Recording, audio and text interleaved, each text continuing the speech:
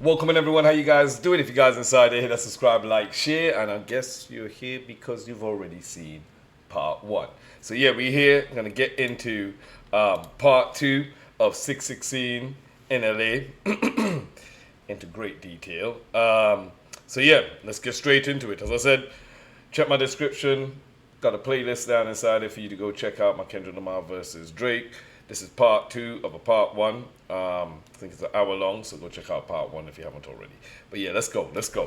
God, my confession is yours. Now, I saw that people tried to paint this line as if Kendrick was conflicted on whether or not he should go to war with Drake, but honestly, Kendrick has wanted this battle with Drake for a very long time. But who am I if I don't go to war? That's Cypher. I don't think he's conflicted about the war itself, but he knows where he's about to go with this thing, and he's more or less confessing to God before he even puts his plan into action. Yo, God, forgive Kendrick me. knows he's about to go on attack, likely committing multiple sins, Serious which will sins. need forgiveness from God. Yo, If bro. you pay attention First to off, the they were dancing. They were dancing on his grave, bro.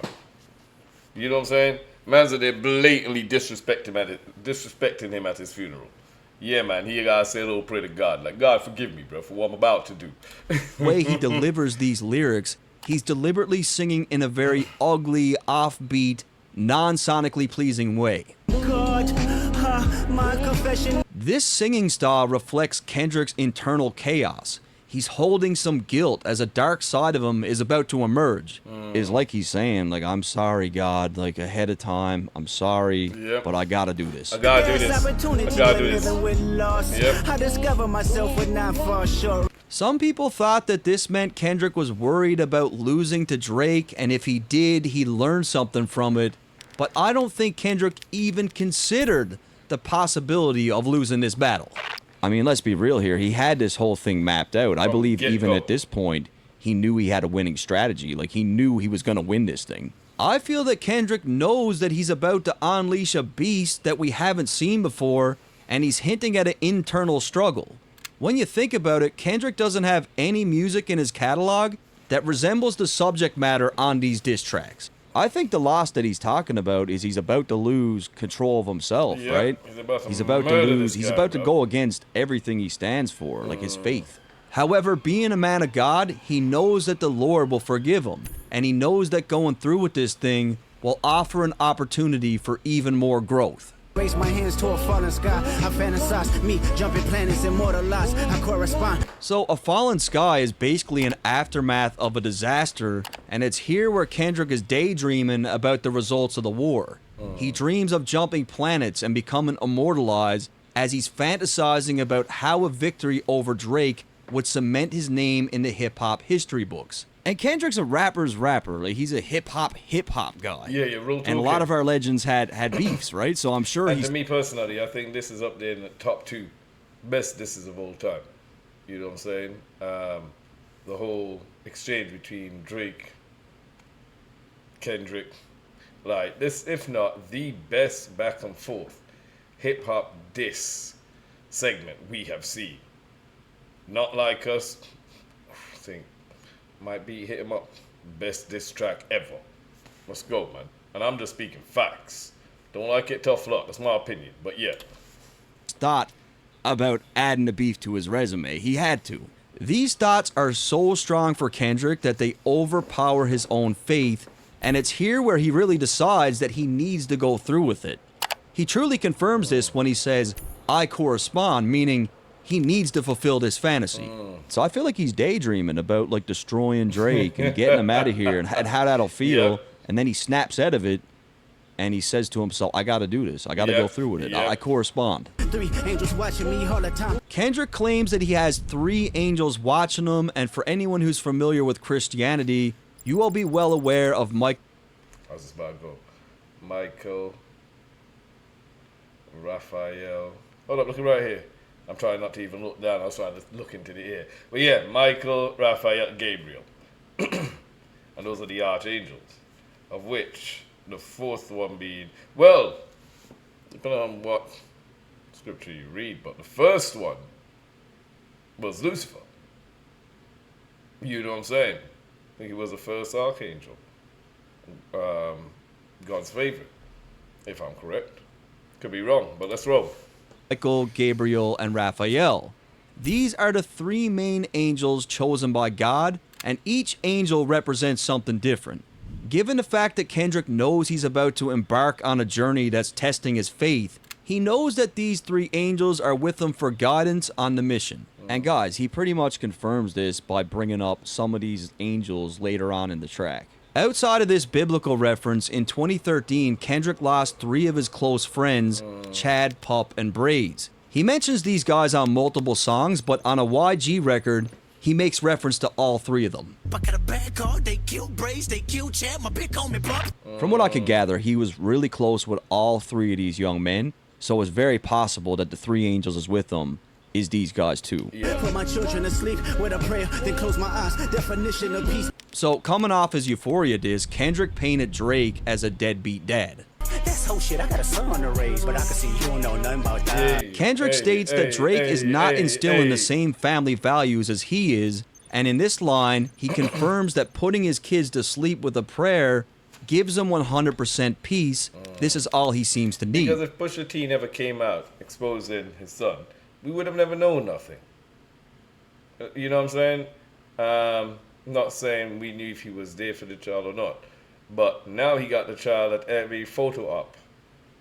Every kind of media expose that he could get, his kid is there. And it don't look like it's genuine. You know what I'm saying? Like, with Drake's kid, it's almost like he wants him to be just as famous as he is. Like almost like the Kardashians' kids or something, right? Where he's all up in the interviews, he's in the music videos, he's all over social media. Whereas Kendrick, you know, you're hard pressed to find even a photo of his kids. You see what I'm saying? It's just two different parenting styles, we could say at a minimum. Tell me who gon' stop me. I come from love. Kendrick makes a reference to himself as he moves with love, strong morals, and integrity. And by living this way, he feels unstoppable. In contrast, as we heard on Euphoria, he doesn't feel like Drake has the same values at all. So, in Kendrick's mind, this is like a battle of good versus evil. Cover my heart, then open me up. So, Kendrick refers to someone by the name of Estelle. Now, it's not 100% confirmed, but this appears to be his grandmother. And when claiming that she covers his heart, he's alluding to her offering him protection. Okay. And I really tried to confirm who she is in relation to Kendrick. I went through his family tree, or I tried to. Very private. Like Drake's family tree, you can trace back to the 1800s, but Kendrick's is on lock and key. Like there's nothing there. But when it comes to Estelle, he's mentioned her before. Heartbroken when Estelle didn't say goodbye. There's also the fact that during Coachella, he had her name on his custom boots, where it clearly reads Estelle Oliver. Estelle Oliver on his mother's side. So I believe this is his grandmother. Remember when picked up a pen, lyrics that I can trust, timid soul, staring in the mirror, asking where I was from. Kendrick appears to be reminiscing on a simpler time. When he first picked up the pen, he didn't have much to prove, but it also seems like he didn't have a lot of confidence. It's suggested in the previous line that Estelle helped open him up, possibly helping him come out of his shell. And by all accounts, he was a very shy I'm thinking his grandmother. What y'all think? Let me know in the comments. child, which really isn't that uncommon for these artsy type of kids. Like, they tend to be more withdrawn, right? Yeah. And Kendrick himself On the once spectrum. shared a story of just how shy he was. There was a math question that I knew the answer to, but I was too scared to say it. And then this little chick said the answer, and it was the right answer, my answer. That bothers me still to this day, being scared of failure. Yeah. And from his past lyrics, we know that his grandmother had a huge impact on the entire family. Ever since grandma died, everyone parted ways, argue on holidays. He even said that all those Grammys that he won, when he won all those in a row, he said those are all at her house. My 7 trophies is at my granny's in heaven's arms. And he did say when she passed away, he was heartbroken. Grandma said I get some Jordans for my grades. That's my baby. When she died, my heart broke 100 ways. So when he was younger, it seems clear that this woman had a huge impact on his life. I know this type of power is gonna cost, but I live in circadian rhythms of a shooting star. Kendrick recognizes that he's asking a lot from the Lord while on this journey. Earlier in the verse, we heard him dream about becoming immortalized. He understands that the type of power that God has blessed him with comes with a cost. And to me, this first part of the verse here has a lot of references to God and religion. And in terms of Christianity, a shooting star means that God is with you. He's guiding you. Now, as far as the circadian rhythm line, let's look at this piece by piece. A circadian rhythm is the internal process in the human body that regulates when you sleep and when you wake up, and it's all linked to the Earth's rotation. Okay. Now, a shooting star is a streak of light in the sky caused by a meteoroid burning up as it enters into the Earth's atmosphere. It's very fast, but a brilliant phenomenon. By combining these ideas, Kendrick could be suggesting that, like a shooting star, his life or moments in his life are intense but fast. Yeah. Plenty of meteoroids remain in space, and only some are destined to enter the Earth's atmosphere and become shooting stars. Okay. Kendrick doesn't want to be another rock floating through space. He wants to make a lasting impact with his art, but he recognizes that he has a limited time on Earth to make this happen. All of us. He lives by his Also own facts. rhythm, one that is unique compared to the typical predictable cycles most people experience. The life that he lives has intense, brilliant moments that stand out against the regular circadian rhythm. Coming off his previous line, this likely reflects his own impact on culture, where his presence is powerful and influential. The mannerisms of Raphael, like an hero, they give you art. Coming off the last line, Kendrick dishes out a triple entendre. Firstly, he refers to Raphael Urbino, a famous Italian artist who is yeah. ironically one of the big three artists that is responsible for curating a style of European art called mannerism. Secondly, Kendrick is talking about Raphael the Angel, which was one of the three angels that was referenced earlier, Yeah. and Raphael is known for being a protector and healer. So what's up? Lastly, Kendrick pulls qualities from both Raphaels by one, providing people with genuine art, in this case music, and two, his music acts as therapy for a lot of people and helps to heal them. And of course, last but not least, and this one went over everyone's heads, No Raphael the Ninja Turtle. No way. I'm fucking with you guys. I made that one up. He's just my favorite turtle, so I took the opportunity to get him in there. Where did they come up with this Black, stuff? you understand me? Yeah, you got me. I was like, no way. So I Seriously. look at this line very different from everyone else, and I'm not saying I'm right, but just hear me out. Kendrick says that the industry is cooked, and what I think he means by this is that the industry is a facade. Record labels are cooking the books We and know this. inflating the numbers. We know this. It's These facts. labels are desperate and will do anything to give the illusion that their product is in high demand. By picking the carcass apart, I feel Kendrick is alluding to exposing even more industry secrets, as we heard exactly how he felt about it on Euphoria. And fuck the industry too. If And I think what I'm saying makes even more sense on the next line. yeah, somebody's lying, I can see the vibes on act. Even he looking compromised. Let's peel the layers back. Yo, the So biggest many Drake people fan. have accused academics of being on Drake's payroll and serious? being on the record label's payroll. Now, it's no secret that record labels have been working with influencers, podcasters, streamers, and TikTok dancers to help with sales. However, it's even beyond sales because some of these guys like Aiden Ross and Kai Cenat seriously have the power to shape how an artist is perceived. Yeah. Drake is UMG's golden boy, and I feel like They're influencers. And they got millions of followers, you know what I mean? Especially you see a lot of these artists, celebs going on like Kai Cenat show. I like Kai Cenat, some of his stuff is funny as fuck. But you know, trying to get a younger audience onto their brand. You know what I'm saying? And you see it right away. You know what they're doing.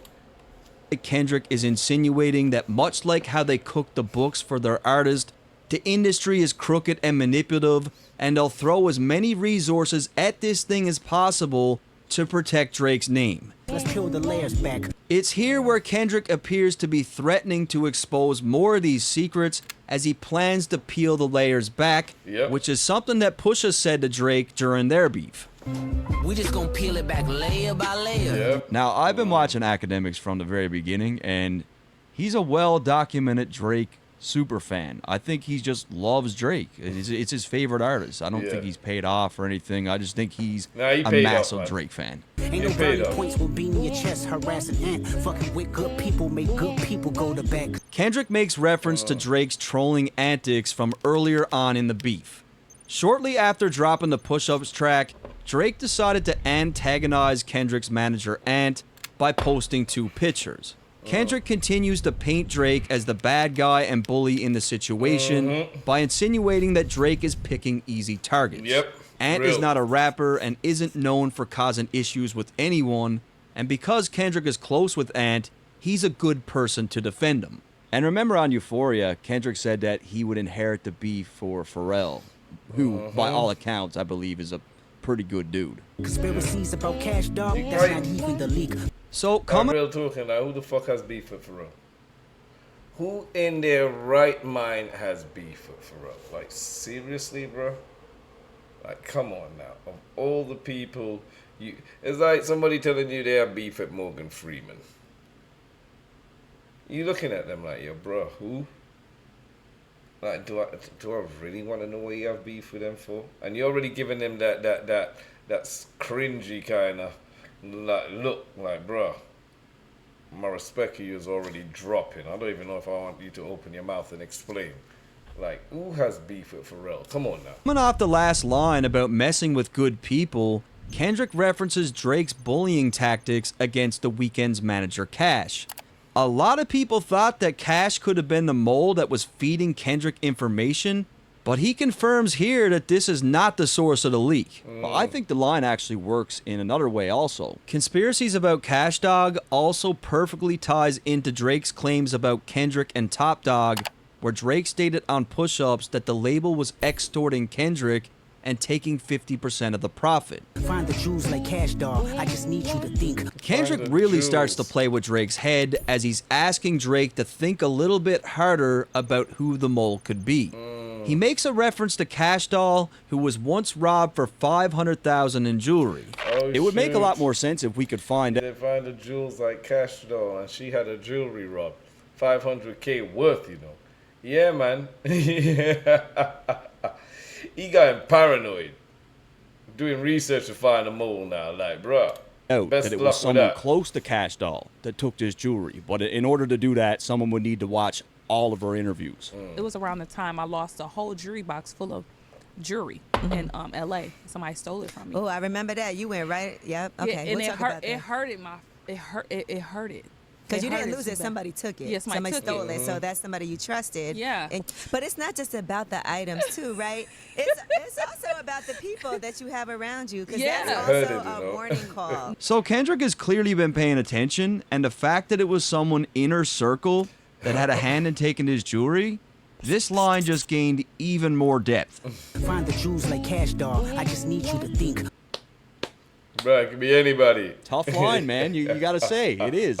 Now, I don't want to feed too much into this Ebony Prince character from Twitter, but it is definitely interesting given the fact that he posted a bunch of jewelry and proof of receipts of alleged jewelry that Drake purchased. So, I mean, this could very well be in reference to all that.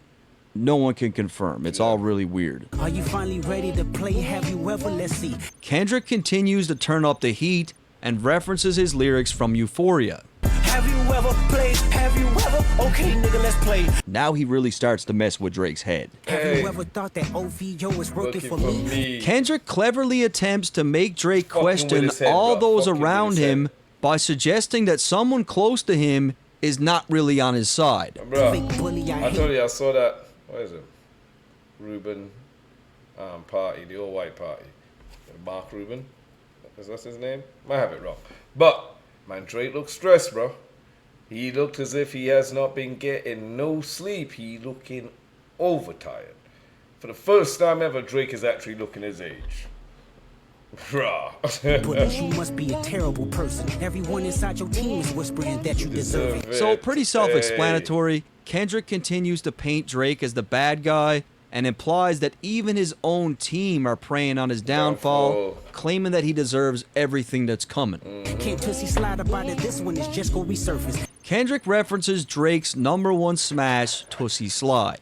This was a track that had everyone dancing during the summer of 2020, which is something that Drake is really good at doing. Left foot up, right foot slide. Now, Tootsie Slide conveniently dropped just 3 months after a video surfaced of Drake, where he's kissing a 17-year-old girl on stage. Of all the Drake fans, stance to be arguing and coming up with all the. I really want to hear, man, because y'all yet to address this. I haven't seen one Drake fan address this video. Y'all beat around the bush, y'all deflect, y'all gaslight, you jump to different topics. Yeah, but K-Dot, no. How come I haven't heard not one of you address this situation? After the young lady here revealed how old she was. I'm waiting.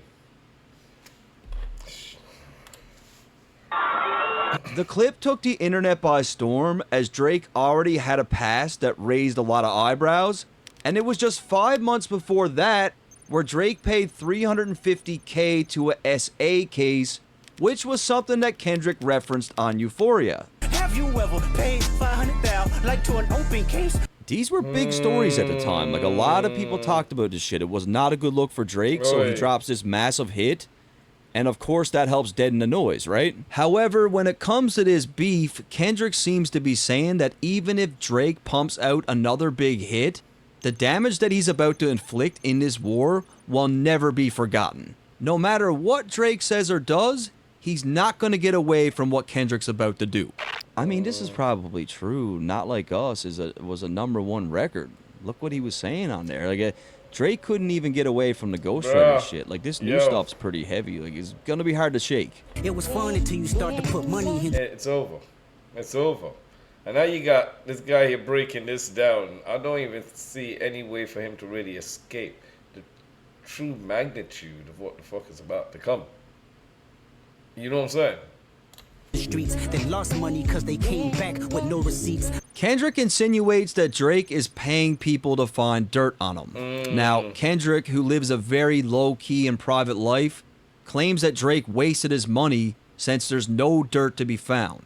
And it's also clever because, you know, you can't get your money back from a store without the receipt. I'm sorry that I live a boring life. I love peace, but war ready if the world is ready to see him bleed. Kendrick claims that the world is ready to see him take Drake's head off, and when we think about this beef, it seems like this was really the case. Kanye even said that all the rappers were excited to eliminate Drake, and everyone from the casual hip-hop fan to people that didn't even listen to the genre were chiming in to tear Drake down. Well, not really tear him down. This is what happens when you go out fucking or trying to fuck everybody's woman.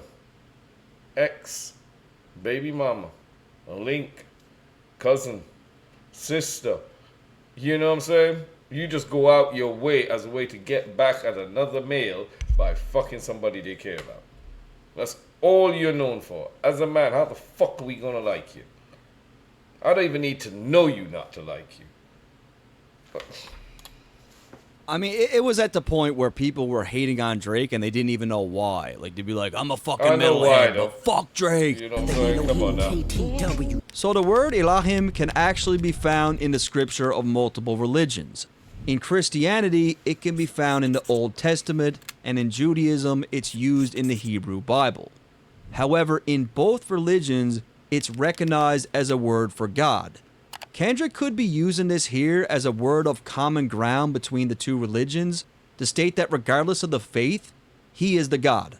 And in the exact same context, he uses this word on Family Ties, which is a record that I always thought was full of shots at Drake. The Elohim, the rebirth. Before you get to the Father, you gotta holler at me first, bitch. Now, the KTW thing is cryptic as it gets. Like, I cannot figure it out. I look for days and days. None of the theories that I saw make sense to me. I think it's something that only Drake is going to understand.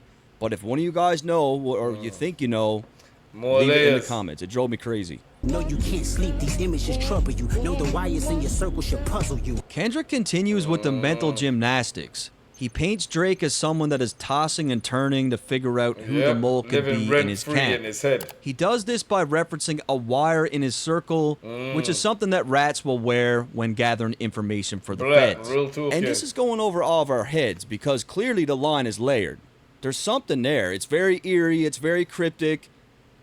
There's something we're missing. If you were street smart, then you would have caught that your entourage is only to hustle you. Kendrick comes in with a bit of a cultural reference here. Drake isn't from the streets, but over the years has surrounded himself with street people. It's not uncommon in hip-hop for a rapper to have an entourage of people who are only around for their own benefit. So Kendrick's saying, like, Drake is so ignorant that he believes that these guys really like him when they're just using him, and Kendrick's a little wiser to it. Like, he's seen this play before. 100 niggas that you got on salary, and 20 of them want you as a casualty. Kendrick makes reference to the people on Drake's payroll. Now, this could be a reference to anything from the people that signed to his label, the team of writers that he's employed, streamers like Aiden Ross or Kai, his mob ties connection with Jay Prince, or any of the other street connections that he may have established over the years. And he's saying 20% of these guys want you out of here. They want you gone. And one of them is actually next to you, and two of them is practically tired of your lifestyle. Just don't got Bro, the you live in audacity rent to free tell and you. they said he ain't gonna be able to sleep now because he watching everybody. Everybody. Shit, man, I'm not even watching his sheets. I bet you guys fucking closet closed. In case the boogeyman jumped the fuck out. Now, I'll be honest, guys. I'm not going Paranoid. to sit here and pretend to know who Kendrick's talking about here. Is it 21 Savage? Is it 40? Is it Yachty? Is it Chubbs? Who really knows? It does seem very specific, and Kendrick says this with such conviction. But at the same time, this could also just be a war tactic to get inside Drake's head even further True. to make him question don't think so. absolutely anyone that's close to him. K.W. It's a crazy angle, killing it but right now. no one knows for sure who he's talking about. Let me tell you some game, cause I can see you, my little homie. You playing dirty with propaganda, hit blow up on you. Coming off the last line where Kendrick claimed that people close to Drake don't have the heart to tell him the truth, Kendrick claims that he's about to give some advice to Drake as he can see through his dirty propaganda and suggest that it's going to blow up in his face. This could be in reference to the narratives that Drake has been planting about his failed relationship with Whitney, the 50-50 split rumors with TDE, using streamers like Aiden and Kai to help with public perception, or cooking the numbers. You're playing nerdy with Zach Bia and Twitter bots. So remember Right. what I mentioned earlier about Kendrick's thoughts on the music industry when it comes to cooking the numbers. Yeah. Popular influencer Zach Bia hosted an online DJ always got segment on his bots. Instagram during COVID-19. The show garnered a huge amount of traffic, and he even premiered Drake's hit Tootsie Slide. It's about to be the hottest song in the world. Song of the summer. Let's go. What Kendrick is trying to get across here is that Drake uses every resource imaginable to manipulate the masses. He drives this home even more with the reference Yep. to Drake using Twitter bots during the beef, which is something else that he was accused of doing. But your reality can't hide behind Wi-Fi. Kendrick claims that what he's about to reveal about Drake will be so extreme that all his old tactics won't work anymore. Yep. This ties perfectly into what he said earlier about not being able to Tootsie Slide his way out of the situation Real talk. by using someone like Zach Bia for internet games. Yep. Your little means is losing steam, they figured you out. Kendrick claims that Drake's Instagram memes and the trolling that he was doing is losing steam, which is 100% correct. Yep. In Yep. hindsight, all the Nobody wants to childish hear this bullshit shit. that Drake was doing online only made him look even more ridiculous when this beef came to a close. It really annoys me because Yeah. when Drake went against Meek, he was quiet. He let the music talk. Yep. And now in this beef, he acted like Meek. He Yep. had the Twitter fingers. He was doing all these memes, and it just made him look ridiculous. The first opinion. Memes, parodies, all that bullshit instead of putting his soul and heart into the fucking raps that he's meant to be rapping to answer back. That's why you lost. Is not convincing, I need a new route. So again, back to the streamers, influencers, podcasters, and media Yep. personalities. Many said that UMG and Drake were paying these people off, forcing opinions. It's a little bit ridiculous. I mean, even people were saying that I was paid off by Drake. Tons of people. It's like if anyone says anything good about him, they're on some sort of payroll. Like maybe he's doing some things right. Maybe some people agree with him. You know what I mean? It's time that you look around on who's around you. Before you figure that you're not alone, ask what Mike would do. So in the first line, Jackson. Kendrick is advising Drake to take a good look at his team, assess the situation, and start questioning who's really loyal here.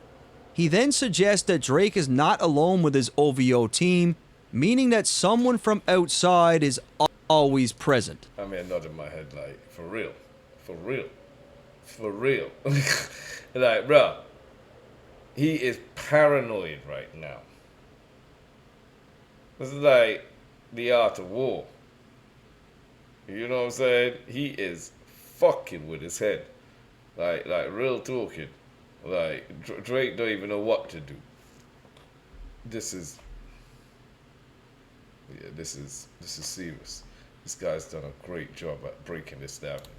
Let's go. I mean, let's this go. whole planting seeds of doubt in Drake's brain about his crew is like a huge angle in the latter part of this record. To end things off, Yep. Kendrick tells Drake to think about what Mike would do, which is definitely a reference to Michael Jackson, Yep. as he also quotes his song, You're Not Alone. What's yeah. even more interesting is the fact that R. Kelly wrote this record for MJ, and we all know about R. Kelly and what he was into. Another MJ Right. flip, and again, Yep. this one is fire. Finally, we also got to consider that MJ's personal doctor, someone who he was obviously close with, was proven guilty in court of killing MJ with a cocktail of medications. So again, Drake needs to be careful of who's around him Yep, because be they careful. might just be responsible for his downfall. K-Dot here. And I got to be honest with you guys, this record was extremely difficult to break down. It is very cryptic. The way that it's written Alright. is mind-boggling. I know I missed a lot of K-Dot shit on a different. because I know there's a lot of stuff in here that Drake is only going to get and no one else will. K-Dot built different. But in saying that, we got Family Matters coming up next. Yep, we're gonna break And that's that an down. amazing record, and I feel like it got overshadowed. I feel like a lot of stuff got missed, and I'm really, really excited to break down Yeah, Family fuck Matters. Family Matters, but we're gonna watch That it. guy, what? You know what I'm saying? Not in no bad way, but yes, it got overshadowed because he was talking a lot of shit on it. But we still watch the reaction. Or let me know if you guys want to see me react to Family Matters when he breaks that down, you know? Because I like how he's unbiased and he's fair. That is, it's good. As I said, go check out my first reaction, part 1 to this. Check them out in the description, got my playlist. Like and share the content, it really helps me out. You guys have no idea, but thank you very much for tuning in. I appreciate you being here, and I will say I'll see you on the next reaction. Take care, be safe, stay blessed.